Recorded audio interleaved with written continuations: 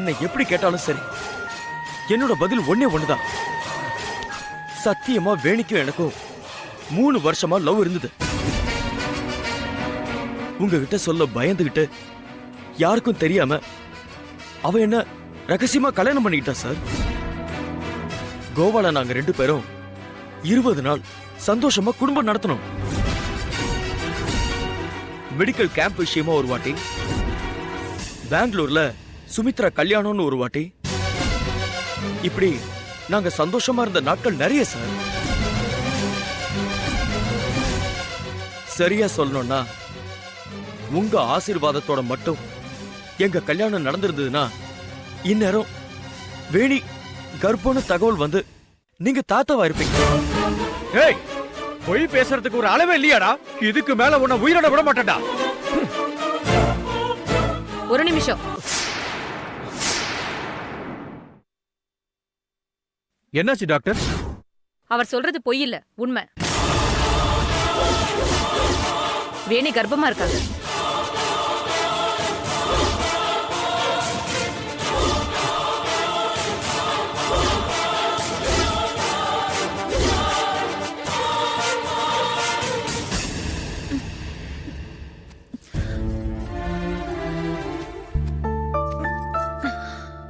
வேணி, கல்யாணத்துக்கு முன்னாடி இந்த மாதிரி எப்பவாவது மயங்கி விழுந்திருக்கியா? இல்ல. டாக்டர் செக் பண்ணத சொன்னீங்களே, என்ன சொன்னாங்க? ஒன்னும் சொல்லல.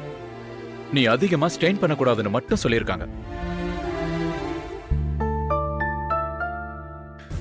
அந்தாளிங்க உன் அப்பா கிட்ட கீரல் விழுந்த ரெக்கார்ட் மாதிரி அதையே சொல்லிட்டு இருப்பான். கொஞ்ச நாளைக்கு முன்னாடி ஒருத்தன் கோர்ட்டுக்கு போய் ஒரு நடிகையோட பேரை சொல்லி அவங்க தான் என் மனைவின்னு ஒருத்தன் கேஸ் போட்டான்ல, அந்த மாதிரியான கேஸ் தான் இவன் நினைக்கிறேன். பாருங்க டாக்டர். இப்ப எப்படிமா இருக்கு? பரவாயில்ல டாக்டர். அப்பா, இவ யாருன்னு எனக்கு தெரியாதுப்பா. இவ வந்து எனக்கு தாலி கட்டினத சொல்லி கதை விட்டுட்டு திரியறாப்பா. இவன வேணி, இப்படி எல்லாம் ஆவேசப்படக்கூடாது. உண்மை தெரியணும்ல. என்ன உண்மை தெரியணும்? உன்னோட வயித்துல வளர்ற வாரிசுக்கு அப்பா யாருன்னு தெரிய வேண்டாமா?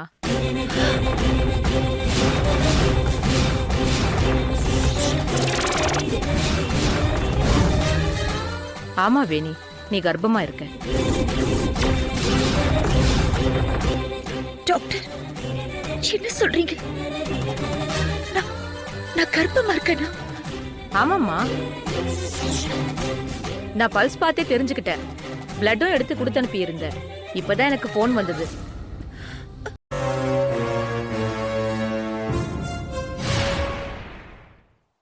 Very good.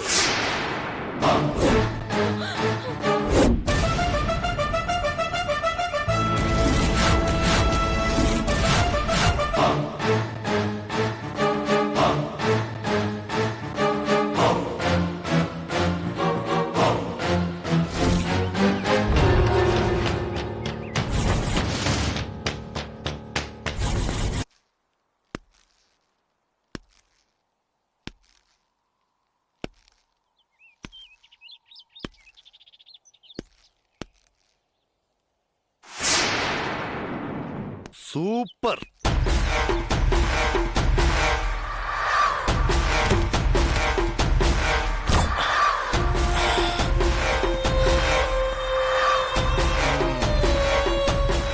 வாங்க சார். மிஸ்டர், பேர் என்ன சொன்னீங்க? உதய். உதய், வாங்க வாங்க வாங்க. நிறைய கொலை பண்ணிருப்பீங்க போல இருக்கு.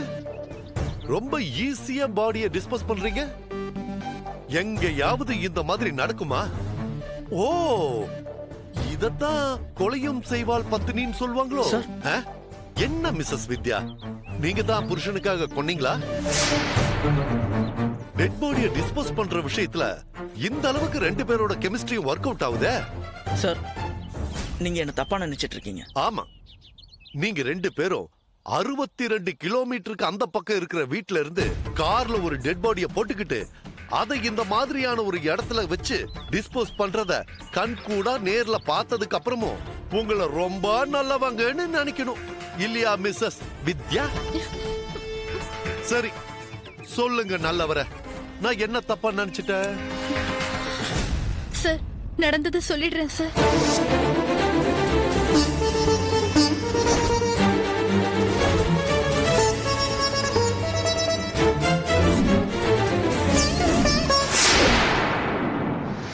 சார், உண்மையை சொல்லணும்னா நீங்க பேசின விதத்தை பார்த்து நான் பயந்துட்டேன் சார். நம்புற மாதிரியே இல்லையே. நான் எப்படி பேசினா உங்களுக்கு என்ன? சும்மா கதை சொல்லாதீங்க. நீங்க படபடப்பட என்கிட்ட பேசுற விதத்தை வச்சு உங்ககிட்ட ஏதோ ஒரு தப்பு இருக்குன்னு முடிவு பண்ணி தெரு முனையிலேயே என் வண்டி ஆஃப் பண்ணிட்டு உங்க வீட்டையே வாட்ச் பண்ணிட்டு இருந்தேன். நீங்க கார்ல டெட் பாடிய வச்சதும் சம்திங் ராங்னு முடிவு பண்ணி ஃபாலோ பண்ணிட்டே இங்க வந்தேன். வேலையில சின்சியரா இருக்கிற போலீஸ்காரனை பார்த்து பயந்தீங்கன்னா கண்டிப்பா நீங்க கரெக்டான ஆளுங்களே கிடையாது. பொண்டாட்டிக்கு தெரியாம வச்சிருந்த செட்டப்பா. சார் ப்ளீஸ் நம்புங்க சார். சார், இந்த பொண்ணு யாருன்னு எனக்கு தெரியாது சார். இன்னைக்கு முழுக்க நான் என் வைஃபோட பர்ச்சேசிங்ல இருந்தேன் சார். கரெக்ட். நடுவுல போன் வந்திருக்கணுமே. ஃப்ரெண்டு கூட போய் பேசிட்டு வர, நீ புடவை எடுத்துட்டு இருன்னு உங்க வைஃப் கிட்ட சொல்லிருப்பீங்களே சார். நியாயம் கேட்டு வீட்டுக்கு வந்தவள போட்டு தள்ளிட்டு மறுபடியும் வந்து துணி கடையில ஜாயின் பண்ணிருப்பீங்க. ஏன்?